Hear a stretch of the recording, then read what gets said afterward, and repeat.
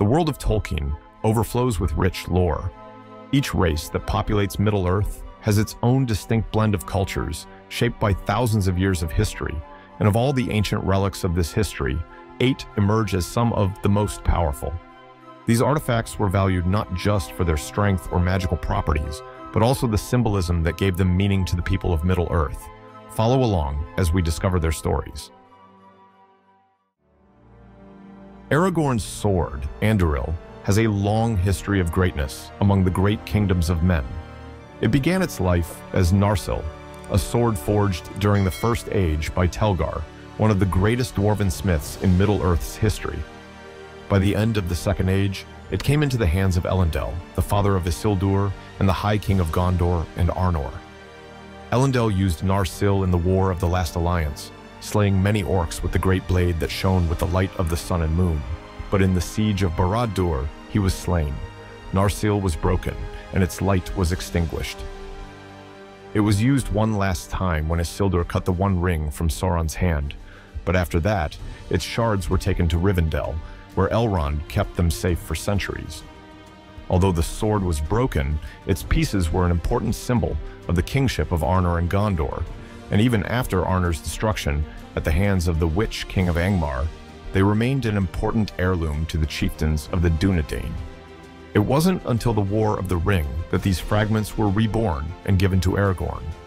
Elrond, with his gift of foresight, had foretold that Narsil would not be reforged until the One Ring was found again, heralding Sauron's return. After the Council of Elrond, the elves of Rivendell reforged Narsil and gave it to Aragorn, as he was not only the chieftain of the Dunedain, but also heir of Isildur. He named it Andúril, meaning Flame of the West, and carried it with him throughout the war. It served him well as both a mighty blade and a mark of the rightful king of Gondor. Glamdring. Also called beater or foe hammer, Glamdring is known as the sword wielded by Gandalf, but its story goes all the way back to the First Age, when it was forged for Turgon, the Elven king of Gondolin. Turgon, a Noldoran elf, was the second son of Fingolfin. Like his father, Turgon was known for his wisdom and was instructed by Ulmo, king of the sea, to build the city of Gondolin in a valley near what would later be Gondor. Ulmo chose this hidden place so that Turgon and his followers could be safe from the power of Morgoth. For 500 years, Gondolin prospered under Turgon's reign, a breathtaking city of marble that glittered with otherworldly light and rang with mellifluous birdsong. However, Gondolin's prosperity was crushed by betrayal when its location was revealed to Morgoth and the great Elven city was destroyed. Turgon fought with Glamdring until the very end, but after his death, the sword went missing for over 6,000 years. It was finally recovered in the Third Age by Gandalf, who found it in a troll cave in Eriador during his quest with Thorin's company to retake the Lonely Mountain from Smaug. He claimed it for himself and used it throughout the remainder of the quest and the events of the War of the Ring. It was a beautiful sword, its hilt decorated with stunning jewels, and like Orcrist, Sting, and other elvish swords made in the Elder Days, it glowed with a cold light when any orcs were nearby. Glamdring was greatly valued for its noble history and majestic presence, and it remains one of the most famous swords in Middle-earth. The Palantíri, also called Seeing Stones, were dark glass or crystal spheres made by Fëanor that were used to communicate with each other and see things across long distances. Some were kept in Aman, while others were taken to Númenor and later Middle-earth, where they were distributed among the most important locations in the kingdoms of Arnor and Gondor. These 7 stones served their cities well for many years. They facilitated communication among the men of Arnor and Gondor, and were able to show their users the lands surrounding other stones. Those of stronger mind had even more control over where the stones cast their gazes, and were able to direct their sight anywhere in Middle-earth, and even across time to see the past. However, this power was corrupted once Sauron came into possession of the Palantír at Minas Ithil. Many of the 7 were lost over time, and the few that remained were rendered nearly useless, as one could not look into a stone without being influenced by Sauron. In fact, Saruman fell prey to this influence. After assuming custody of the stone at Orthanc, in his search for knowledge through the eyes of the Palantír, he instead was met with Sauron's promises of power.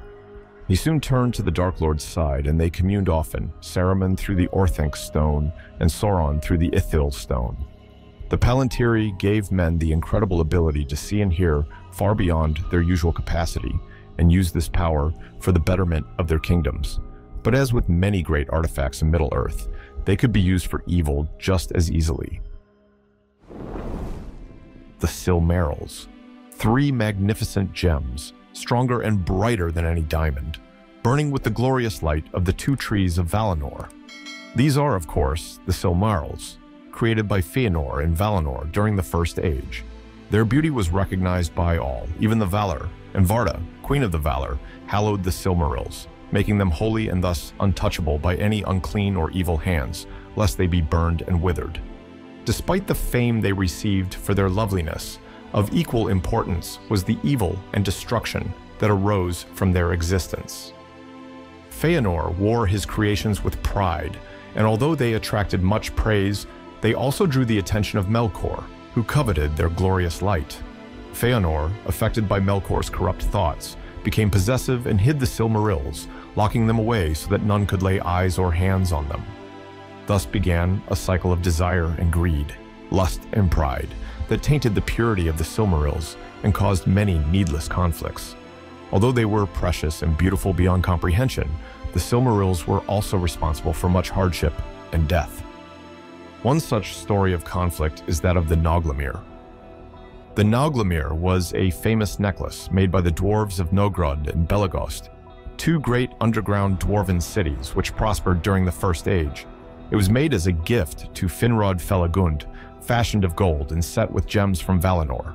As one of Finrod's most prized treasures and the greatest dwarven creation of the Elder Days, the Nauglamír became famous throughout Arda, but it grew even more precious when Thingol, king of Doriath, employed the dwarves to remake it using a Silmaril, the very Silmaril that Beren and Luthien had passed through death to obtain. Thingol's love for the Silmaril became fiercer every day, until his devotion to it was so great that he desired to wear it around his neck, keeping it close to him both day and night. But once again, the greed for the light of the Silmarils was contagious. The dwarves, captivated by the beauty of their creation, desired to possess it for themselves. They killed Thingol and fled eastward towards the mountains, taking the Nauglamír with them. The fleeing dwarves were pursued and slain to avenge Thingol's death, and their stolen treasure returned to the city of Menegroth. However, the 2 surviving dwarves lied about these events to their kinsmen, saying that Thingol had denied them payment and ordered them to be killed. This roused the dwarves of Nogrod to battle against the elves, and with a large army they ransacked Menegroth and stole its treasure, including the Nauglamír. However, an ambush led by Beren foiled their conquest, killing them and returning the treasures to their rightful place. Although this conflict was short-lived, it was a source of tension that fueled hostility between dwarves and elves for thousands of years after. The Nauglamír is a symbol of just how much hatred the Silmarils could beget. However, despite all the turmoil they caused, the Silmarils were still a source of purity and hope, and some of this essence was captured in an artifact known as the Phial of Galadriel. This small glass vial was filled with water from Galadriel's fountain, which reflected the light of Arundil's star, a star that was, in fact, the Silmaril from the Nauglamír. After its recovery from the dwarves, the Nauglamír was given to Luthien, then to her son Dior upon her death. But once the news of Dior's possession of the Nauglamír reached the sons of Fëanor, they came to Doriath, hell-bent on reclaiming the Silmaril, which, as the Oath of Fëanor stated, was rightfully theirs. Thus began the second kinslaying, yet another struggle over a Silmaril. Although Dior was killed, his daughter Elving fled to the havens of the river Sirion with the Nauglamír around her neck. She was pursued, but in her desperation to escape the sons of Fëanor and keep the Silmaril out of their hands, she threw herself into the sea, still wearing the treasure. Although the necklace itself was lost to the depths, Elving and the Silmaril were saved by Ulmo and brought to Arundil, Elving's husband, the half-elven mariner. With the Silmaril tied to his brow as a guiding light, they sailed to Valinor to plead with the Valar, asking them to intervene in the terrible war wrought by the allure of those glorious gems.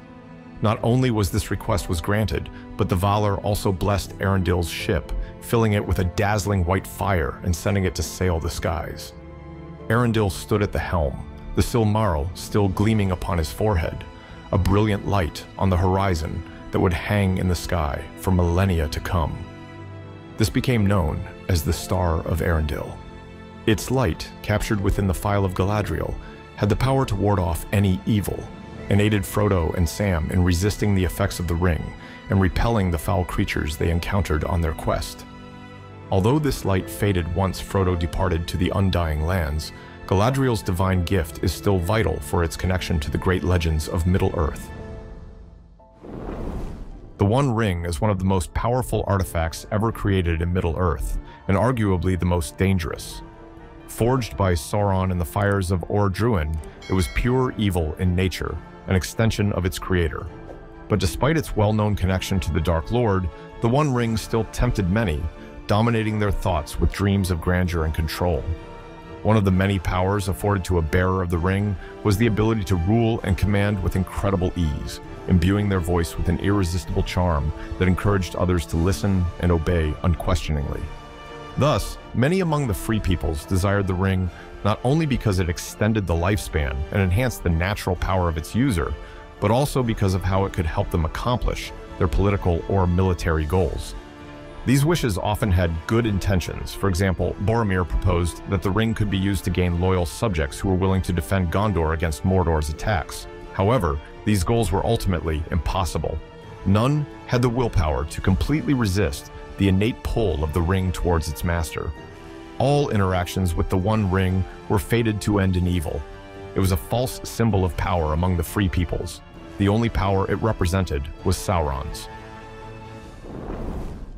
The three Elven rings were the mightiest of all the rings of power, save for the One Ring itself, forged by Celebrimbor away from the corruption of Sauron. Since they were created according to the craft he taught to the elves of Eregion, the three rings were still under Sauron's control, but they possessed powers far greater and nobler than the others, and their wearers used their abilities not for Sauron, but against him. Narya, the Ring of Fire, was originally owned by Círdan, Master of the Grey Havens, and one of the wisest of all elves. It had the power to inspire others to resist tyranny and despair, and could also give the wielder a resistance to the weariness of time. However, in the Third Age, Círdan surrendered it to Gandalf. Seeing that of all the wizards in Middle-earth, Gandalf had the most inner greatness and power, and would, in the coming years of trouble, use the ring for much good. Vilya, the Ring of Air, was known as the mightiest of the three, but its powers were never fully explained. Like the other two, it gave its wearer the power to prevent the decay of time, but its other abilities can only be guessed at. It is speculated that Elrond, the owner of Vilya, used it to heal and preserve, shielding Rivendell from the rest of the world and making it a safe and restorative haven. It also may have had the power to control certain elements, as shown when Elrond summoned a flood of water to wash away the Nazgul as they attempted to cross the Brunnen and enter Rivendell. Nenya, the Ring of Water, although not the mightiest, was certainly chief of the three in its significance to Middle-earth. Vilya may have had the most raw power, but Nenya was even greater because it was the property of Galadriel, one of the last of the Eldar, and the most powerful of all three bearers of the three rings.